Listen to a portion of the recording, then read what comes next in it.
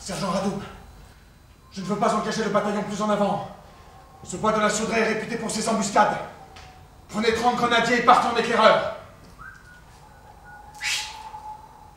Je vais commencer par essayer de vous raconter finalement pourquoi on a eu cette énorme envie en fait d'adapter le 93 de Victor Hugo. Cette envie en fait est née il y a fort longtemps. Moi déjà j'avais un souvenir très vif de ce roman que j'avais lu très très jeune, vers 13-14 ans, et qui m'avait profondément, mais profondément marqué. L'idée d'origine, c'était d'essayer de raconter le 93 comme moi, comme j'avais pu le lire, comme les comédiens avaient pu le lire. C'est-à-dire transmettre et l'histoire de Victor Hugo et son écriture. C'est-à-dire d'essayer de garder au maximum le verbe, la phrase hugolienne.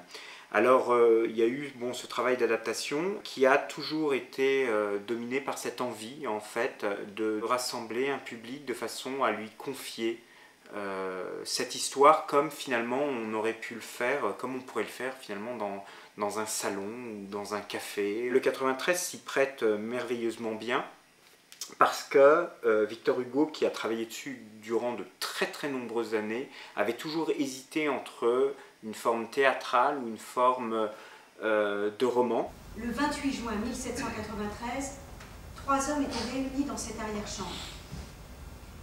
Le premier de ces hommes s'appelait Robespierre.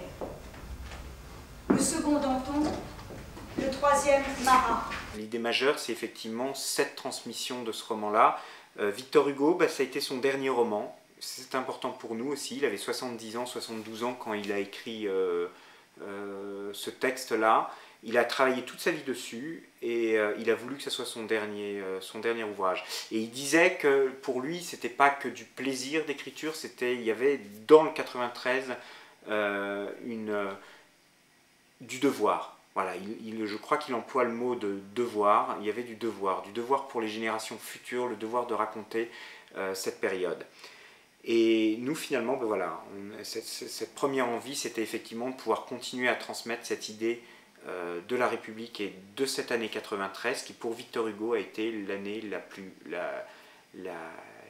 immense, la plus grande de l'histoire de l'humanité.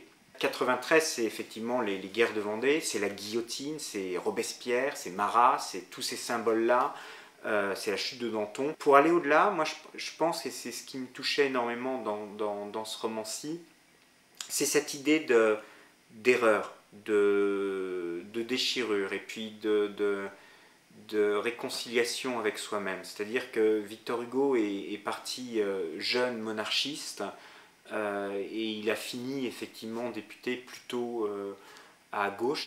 Alors c'est quelque chose de troublant ce parcours de Victor Hugo, et je pense que c'est un parcours d'homme qui est exemplaire,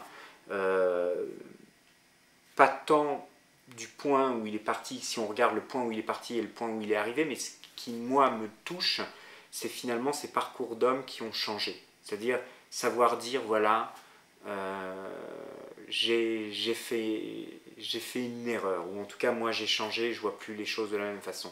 Et ça, finalement, de la part d'un écrivain, d'un homme politique, c'est quelque chose de tellement rare, et je pense que la grandeur de Victor Hugo tient aussi à ce genre d'expérience qui est immense, quoi. Cette idée de transmission directe, un petit peu comme une veillée où on racontait des histoires, j'ai voulu en fait l'offrir de la façon la plus simple, en essayant de recentrer énormément à mon avis la force qu'est le théâtre sur les comédiens et l'homme, et avec finalement très très peu de moyens techniques.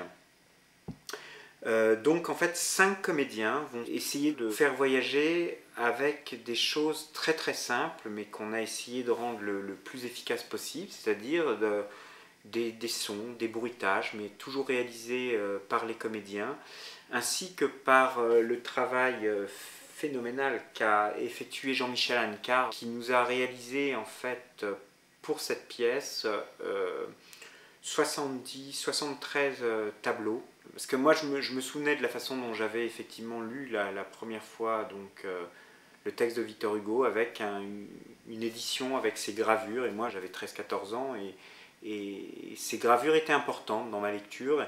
Et j'avais envie effectivement que le spectateur puisse aussi avoir ces images, mais qui ne sont pas des illustrations, hein, qui sont vraiment des peintures qu'on présente où les yeux pourront effectivement fureter, aller chercher les détails ou essayer de voir la chose, la lumière importante. Alors Jean-Michel Hennequart a travaillé effectivement à partir un petit peu aussi des peintures de Victor Hugo assez connues, donc ces peintures en noir et en blanc, toujours avec ces contrastes de lumière et d'ombre. Et ces tableaux vont sans doute aider certains spectateurs à rentrer dans l'histoire, à la vivre, et puis d'autres les regarderont peut-être moins, resteront sur le verbe. Mais en tout cas, on avait envie, de la même façon que dans des livres, parfois on est tellement happé par la lecture que, bon, s'il y a des illustrations ou s'il y a des gravures, on passe un peu dessus. D'autres personnes, par contre, s'appuient dessus. Donc il y a cette liberté, mais en tout cas, on voulait offrir cette pièce dans cette simplicité. Moi, je pense que le 93 est une œuvre majeure par son verbe et par son histoire. J'avais pas envie de rajouter grand chose à cela. J'avais juste envie effectivement de pouvoir l'offrir, que ça puisse comme ça surgir dans son immensité comme ça face à vous.